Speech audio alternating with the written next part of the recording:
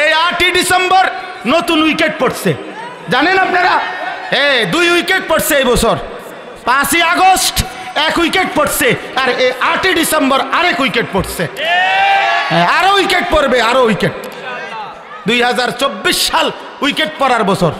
এই বছর বোলিং ভালো হয়েছে।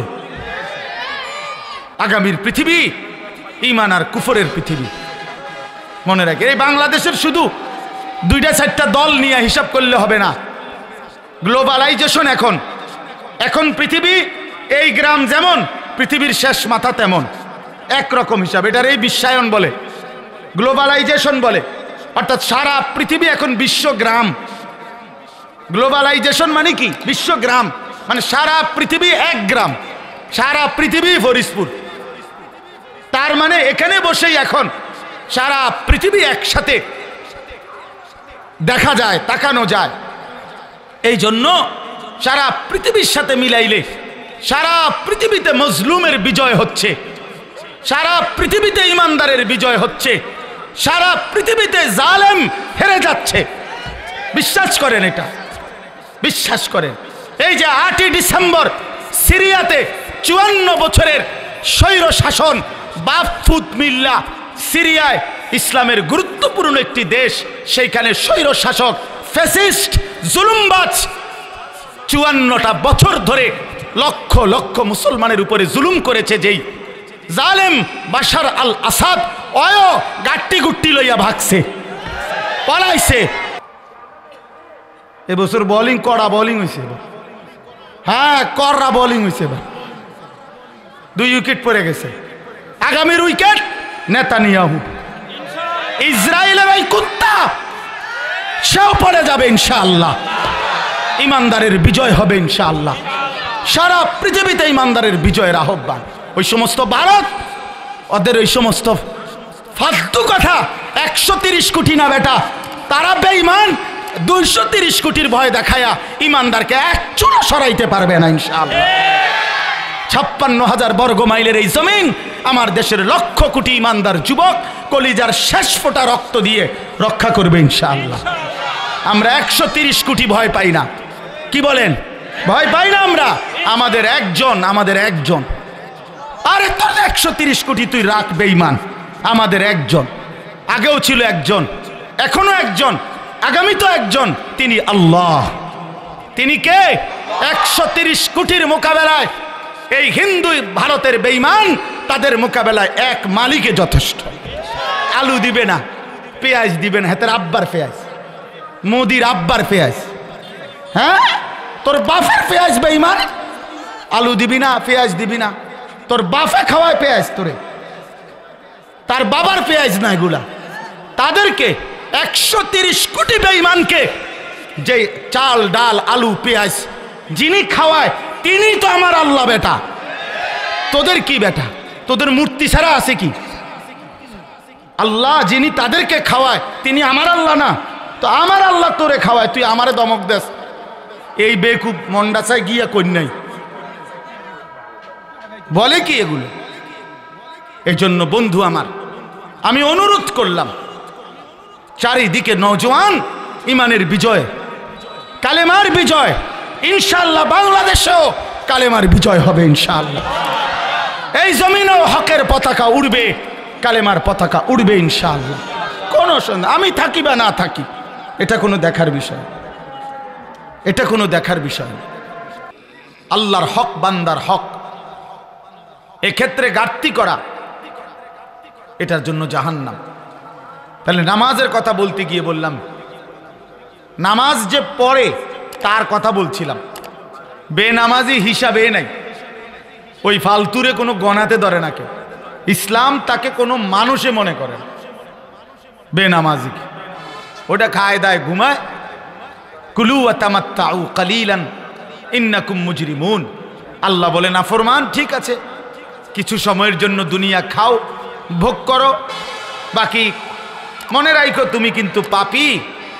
কথাবার্তা পরে হবে, ফিডা টাঙ্গাইয়া ফিটমু আমি আল্লাহ।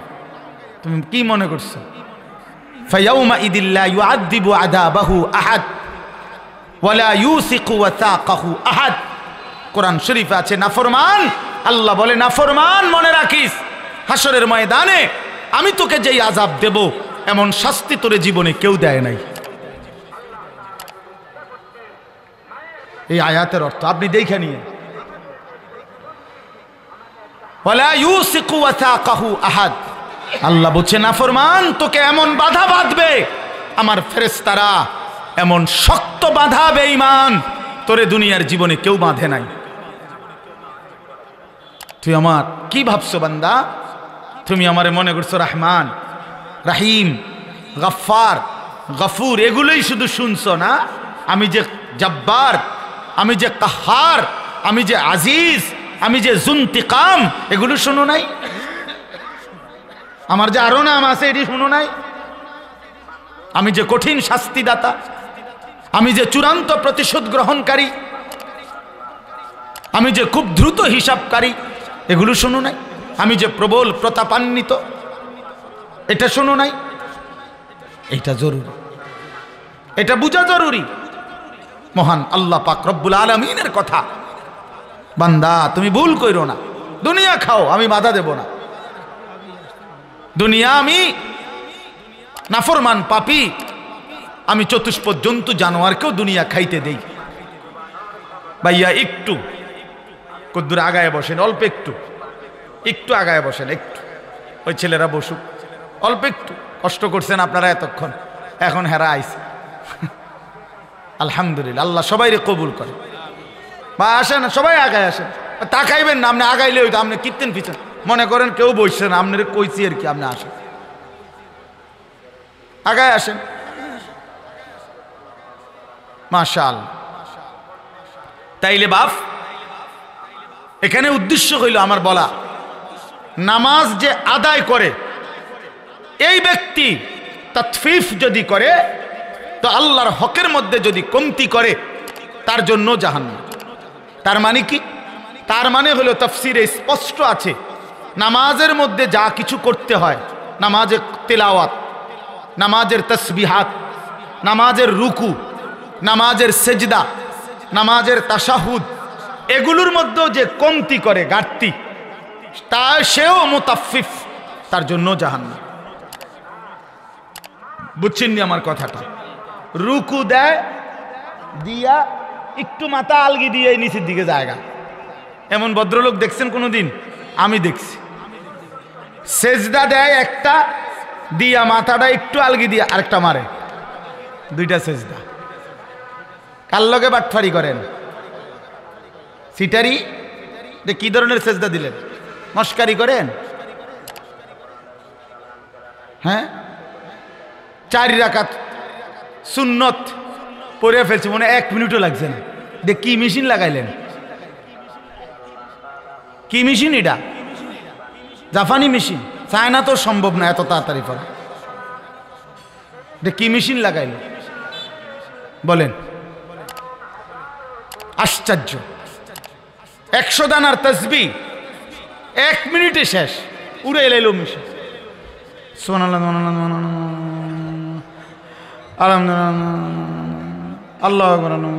এটা কি ফাজলামি? এগুলো এটা মস্কারি না, এটা তামাশা না। রাসূলুল্লাহ সাল্লাল্লাহু আলাইহি ওয়াসাল্লাম এভাবে তাসবিহ পড়তেন। আম্মা জান আয়েশা রাদিয়াল্লাহু তাআলা আনহা বলেন, রাত গভীরে নবী সাল্লাল্লাহু আলাইহি সাল্লাম এত লম্বা সেজদা দিতেন, মাঝে মাঝে আমি ভাবতাম নবী সাল্লাল্লাহু আলাইহি সাল্লামের ইন্তেকাল হলো কিনা সেজদা অবস্থায়। এজন্য পায়ের পিছনে আঙ্গুলের মধ্যে আমি আঙ্গুল লাগাইয়া স্পর্শ করতাম তিনি জীবিত আছেন কিনা। আপনি এত লম্বা সেজদা না দেন, কিন্তু সুন্নাত মোতাবেক যেতটুকু সেজদা এটুকুও দিবেন না। 2 সেজদার মাঝখানে সোজা হইয়া বসা, এটা তো ওয়াজিব। রুকু থেকে সোজা হইয়া দাঁড়ানো, এটা তো ওয়াজিব, এটা ছেড়ে দিলেন। আর তাসবিহ এবং নামাজ এত দ্রুত কেমনে শেষ করলেন? আল্লাহ নবী সাল্লাল্লাহু আলাইহি সাল্লামের হাদিস আমি নিজে পড়াইছি বাপ।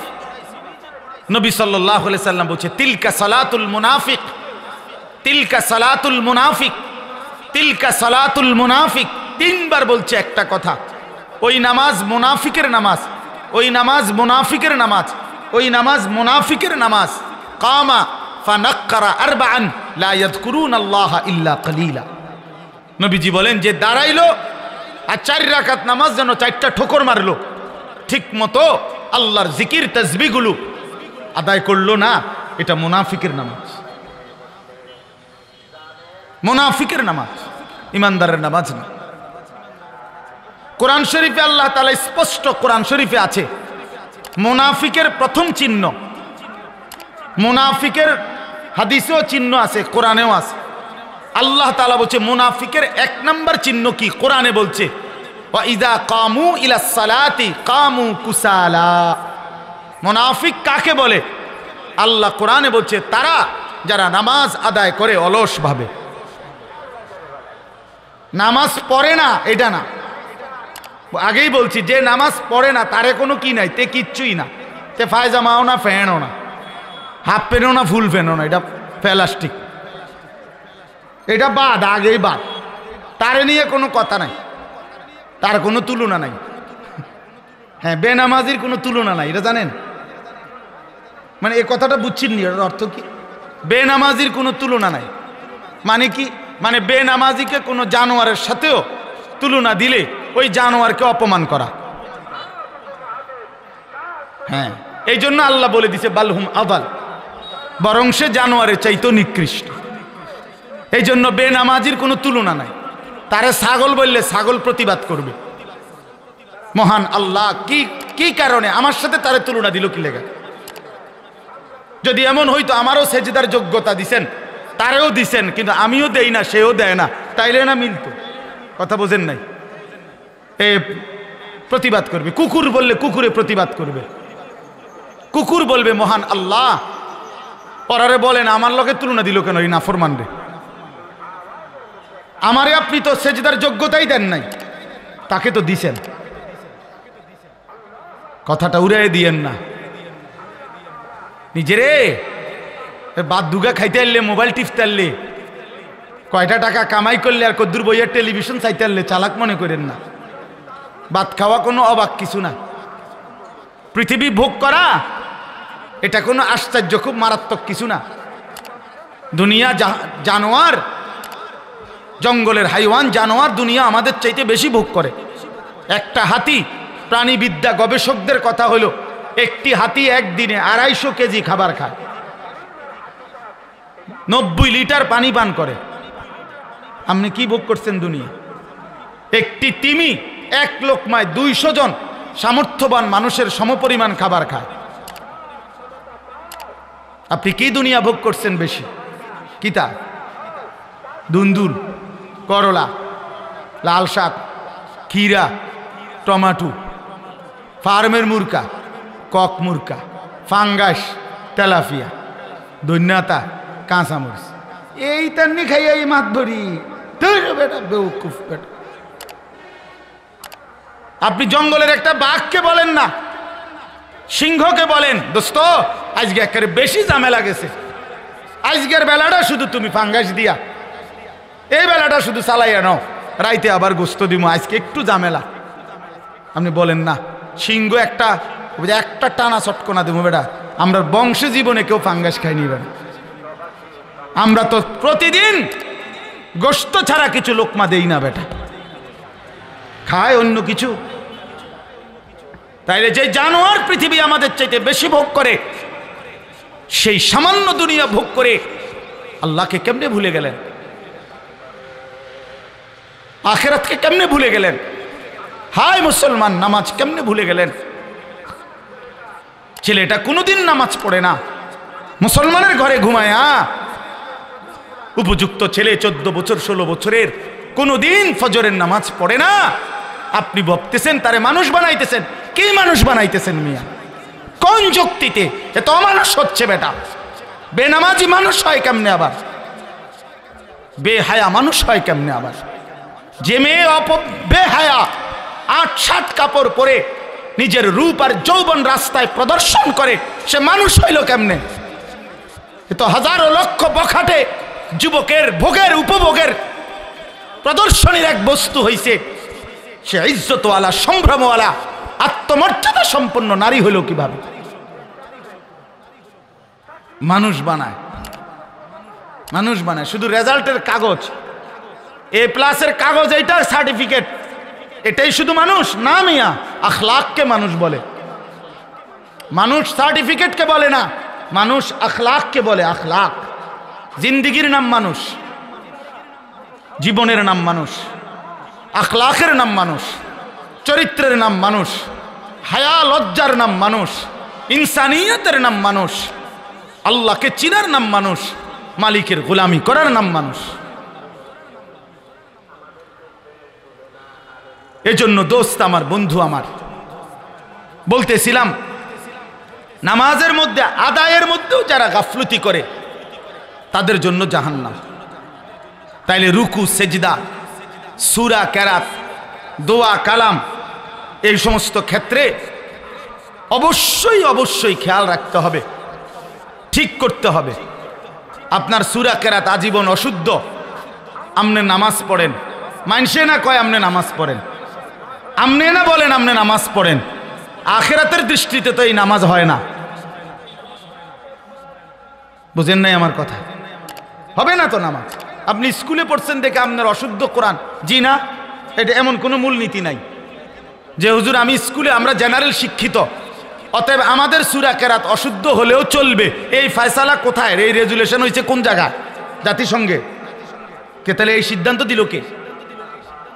কোন ব্যক্তি জেনারেল শিক্ষিত হলে অথবা ছোটবেলায় পড়ালেখা করে নাই, মূর্খ মানুষ, তো আপনি কির মূর্খ? আপনি সরু সরে আনা লেখতারেন না, দুনিয়া চিনেন না কোনটা? বাতের থালাও চিনেন, রুটির থালাও চিনেন, মাছও চিনেন, গোশতও চিনেন, বেড়াও চিনেন, বেড়িও চিনেন, রাতও চিনেন, দিনও চিনেন, হাসিও চিনেন, কান্নাও চিনেন, বিএসও বোঝেন, সিএসও বোঝেন, আরএসও বোঝেন, খতিয়ানও বোঝেন, কোনান দিয়ে কারে ফেস লাগাইতে হবে এটাও বোঝেন, 14 গোষ্ঠীর সব বোঝেন, শুধু আখিরাত বোঝেন না। হ্যাঁ, কি বুঝাইতে চান আপনি? আখিরাত বোঝেন না, আপনি নামাজ বোঝেন না, আপনি আল্লাহর কোরআন বোঝেন না। কেন বুঝলেন না? আপনি বোঝেন না কোনটা? বাপ, হাত জোর করে অনুরোধ, দিন শিখতেই হবে আপনাকে। সবাই নিয়ম মাফিক মাদ্রাসার সবগুলো ক্লাস পড়া জরুরি না, কথা বোঝেন নাই, কিন্তু চলনসই আখিরাতে মুক্তি পাবেন এতটুকু দিন শিখা, এতটুকু সূরা কেরাত, দোয়া, কালাম, ওযু, নামাজ, হজ, যাকাত ঠিক করা, এটা জরুরি। এখানে খামখেয়ালি করলে তার আপনি ইউনিভার্সিটি পড়েন, কোনো আপত্তি নেই, একেবারে হিমালয় পর্বতের উচ্চতা পর্যন্ত যুবক, তোমার সার্টিফিকেট হোক, কোনো মানা নাই। তোমার সার্টিফিকেট পৃথিবীর সবচেয়ে বড় সার্টিফিকেট হোক, কোনো মানা নাই। তো আল্লাহর কোরআন পড়তে পারো না কেন? 16 বছরে মুসলমান সন্তান কিংবা বাপ, কারো মনে পড়লো না আল্লাহর কোরআনের কথা? কি নাফরমান ওই বাপ, কি নাফরমান ওই সন্তান, যে বাপেরও কোনোদিন মনে পড়লো না আমি সন্তান, আমার মুসলমান, 16টা বছর আমি এই সন্তানের পিছনে কত লক্ষ কোটি টাকা খরচ করলাম, অথচ আমার সন্তান আল্লাহর কোরআন পড়তে পারে না। এই সন্তানও বলল না একটাবার আমারে আপনি কি ফরাইলেন বাপ, আমি কেন আমার মালিকের কালাম পড়তে পারি না? বলেন, বলেন আমার কথা, ইনসাফ করে জবাব দেন, বিবেককে প্রশ্ন করেন। এই মাদ্রাসাগুলো চারদিকে হচ্ছে, আপনারা ভাইবেন না। আপনাদের এক সহজ হিসাব, আপনি বলবেন শুধু এত মাদ্রাসা হচ্ছে কেন? আপনি বলতে পারবেন শুধু এত মাদ্রাসার কি দরকার? আপনার দরকার না থাকুক, আর শাজিমের মালিকের দরকার, আসমানওয়ালার দরকার দেখে বানাইছে। যিনি তৌফিক দিছে তিনি বুঝেই তৌফিক দিছে। অতএব এটা জরুরি বিষয়, আগামীর দিন, আগামীর ইসলামের জন্য, আগামীর পৃথিবীর জন্য ইনশাআল্লাহ আমরাও আশাবাদী। মুসলমানের মহল্লাকে মহল্লায় এই পরিমাণ মাদ্রাসা আলহামদুলিল্লাহ হইছে যে এই সময়ে বাপ আমার হাত জোর করা অনুরোধ, হাতের নাগালে মাদ্রাসা, হাতের নাগালে কোরআন শিখার সহজ ব্যবস্থা, এই অবস্থায় যদি কোরআন অশুদ্ধ নিয়ে কবরে যান, আল্লাহর কসম আপনি আগের আমলের মানুষের চাইতে ফিডা বেশি খাবেন। আমার কথাটা আগে 10 গ্রাম মিল্লা হয়তো 100 মাইল দূরে মাদ্রাসা ছিল, সবাই হয়তো বলতে পারে আমার সুযোগ ছিল না, যাইতারি নাই। এখন কি কইবেন? এখন কি বলবেন? এই রাস্তার থেকে ওই মাথা পর্যন্ত কয়টা মাদ্রাসা, রাস্তার দোনো পাশে। এখন আপনি কি বলবেন? এখন কোন যুক্তিতে এই 10 হাত পর্যন্ত গিয়েও 10টা সূরা ঠিক করতে পারলেন না? বলেন ভাই, কোনো জবাব দিতে পারে? আমরা বলি না স্কুল ছেড়ে দাও, বলি না কলেজ ছেড়ে দাও, একটু সময় বাইর করো, শুক্রবারে একটু সময় দাও, শনিবারে একটু সময় দাও, একটু সময় হোক না। আল্লাহর কোরআন সহজ, আল্লাহর কোরআন সহজ। আপনার ছেলেটাকে কোরআন থেকে কেন বঞ্চিত করলেন? আল্লাহ থেকে বঞ্চিত করে তারে সুখ দিবেন কেমনে? রাসূল থেকে বঞ্চিত করে তারে সুখ দিবেন কেমনে? এই বাপ, কার হাতে তুলে দিয়ে গেলেন তারে? কার হাতে? আপনি তো কবরে চলে যাবেন, আগামী সন্তানটাকে কার হাতে দিয়ে গেলেন? আগামীর পৃথিবী ঈমান আর কুফরের পৃথিবী। মনে রাখে, এই বাংলাদেশের শুধু 2-4টা দল নিয়ে হিসাব করলে হবে না। গ্লোবালাইজেশন এখন পৃথিবী, এই গ্রাম যেমন পৃথিবীর শেষ মাথা তেমন, একরকম হিসাব। এটার এই বিশ্বায়ন বলে, গ্লোবালাইজেশন বলে। অর্থাৎ সারা পৃথিবী এখন বিশ্বগ্রাম। গ্লোবালাইজেশন মানে কি? বিশ্বগ্রাম মানে সারা পৃথিবী 1 গ্রাম, সারা পৃথিবী ফরিদপুর। তার মানে এখানে বসেই এখন সারা পৃথিবী একসাথে দেখা যায়, তাকানো যায়। এই জন্য সারা পৃথিবীর সাথে মিলাইলে সারা পৃথিবীতে মজলুমের বিজয় হচ্ছে, সারা পৃথিবীতে ইমানদারের বিজয় হচ্ছে, সারা পৃথিবীতে জালেম হেরে যাচ্ছে। বিশ্বাস করেন, এটা বিশ্বাস করেন। এই যে 8ই ডিসেম্বর সিরিয়াতে 54 বছরের স্বৈর শাসন বাফুত মিল্লা, সিরিয়ায় ইসলামের গুরুত্বপূর্ণ একটি দেশ, সেইখানে স্বৈর শাসক ফ্যাসিস্ট জুলুমবাজ 54টা বছর ধরে লক্ষ লক্ষ মুসলমানের উপরে জুলুম করেছে। যেই জালেম বাশার আল আসাদ অয় গাট্টি গুট্টি লইয়া ভাগছে, পলাইছে। এই 8ই ডিসেম্বর নতুন উইকেট পড়ছে, জানেন আপনারা? 2 উইকেট পড়ছে এই বছর। 5ই আগস্ট 1 উইকেট পড়ছে, আর এই 8ই ডিসেম্বর আরেক উইকেট পড়ছে। আরো উইকেট পড়বে, আরো উইকেট। 2024 সাল উইকেট পড়ার বছর। এই বছর বোলিং ভালো হয়েছে, এবছর বোলিং কড়া বোলিং হয়েছে। হ্যাঁ, কড়া বোলিং হয়েছে। 2 উইকেট পড়ে গেছে। আগামীর উইকেট নেতানিয়াহু, ইসরায়েলের ওই কুত্তা, সেও পড়ে যাবে ইনশাআল্লাহ। ইমানদারের বিজয় হবে ইনশাআল্লাহ। সারা পৃথিবীতে ইমানদারের বিজয়ের আহ্বান। ওই সমস্ত ভারত, ওদের ওই সমস্ত ফালতু কথা, 130 কোটি না বেটা, তারা বেঈমান। 230 কোটির ভয় দেখায়া ইমানদারকে এক চুলো সরাইতে পারবে না ইনশাআল্লাহ। 56,000 বর্গ মাইলের এই জমিন আমার দেশের লক্ষ কোটি ইমানদার যুবক কলিজার শেষ ফোঁটা রক্ত দিয়ে রক্ষা করবে ইনশাআল্লাহ। আমরা 130 কোটি ভয় পাই না। কি বলেন? ভয় পাই না আমরা। আমাদের একজন। আরে তোর 130 কোটি তুই রাখ বেঈমান, আমাদের একজন। আগেও ছিল একজন, এখনো একজন, আগামী তো একজন। তিনি আল্লাহ। তিনি কে? 130 কোটির মোকাবেলায় এই হিন্দু ভারতের বেঈমান, তাদের মোকাবেলায় এক মালিকে যথেষ্ট। আলু দিবে না, পেঁয়াজ দিবে না, হাতের আব্বার পেঁয়াজ, মোদির আব্বার পেঁয়াজ। হ্যাঁ, তোর বাপের পেঁয়াজ বেঈমান।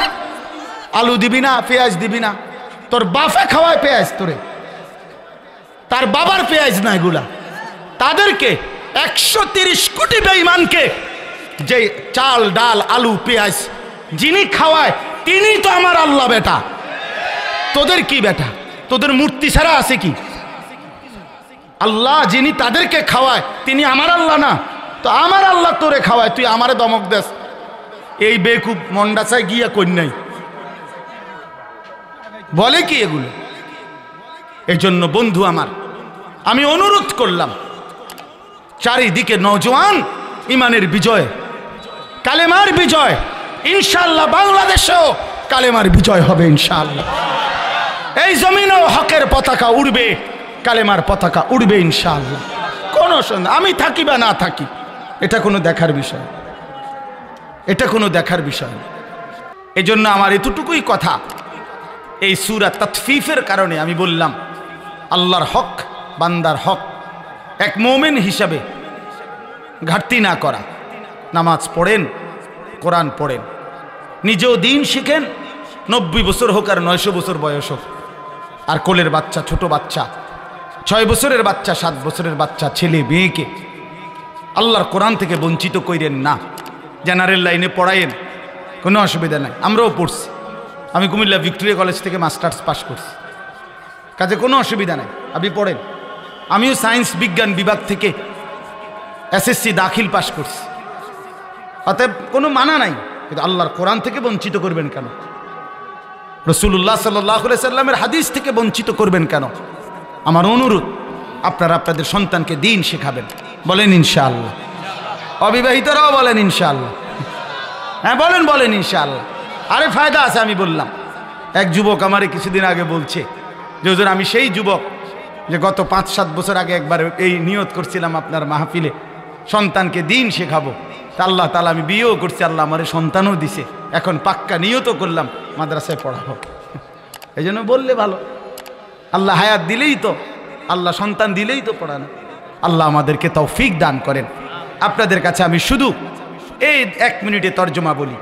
আল্লাহ তাআলা বলেন, ইন্নাল আবরারা লাফি নাঈম।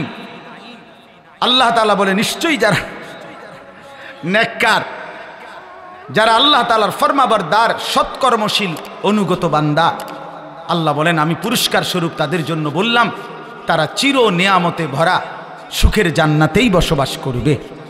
এদিক দিয়ে উঠে, এদিক দিয়ে, এই সাইড দিয়ে দেখো, এদিক দিয়ে আসেন, ইব্রাহিম জায়গা দাও। এরপরে আল্লাহ তাআলা বলে, একটু দেখেন, আল্লাহ তাআলা বলে যারা নেককার, আমার হুকুমের অনুগত, তারা চির সুখের নেয়ামতে ভরা জান্নাতেই থাকবে। সুবহানাল্লাহ। আলাল আরাইকি ইয়ানজুরুন, এই কথাটা দেখেন।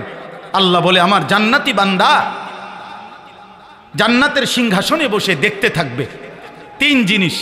1, তাকে আল্লাহ যে সুবিশাল জান্নাতের নেয়ামত দিছে সেগুলো এক নজরে পুরাটা একসাথে দেখবে জান্নাতি বান্দা।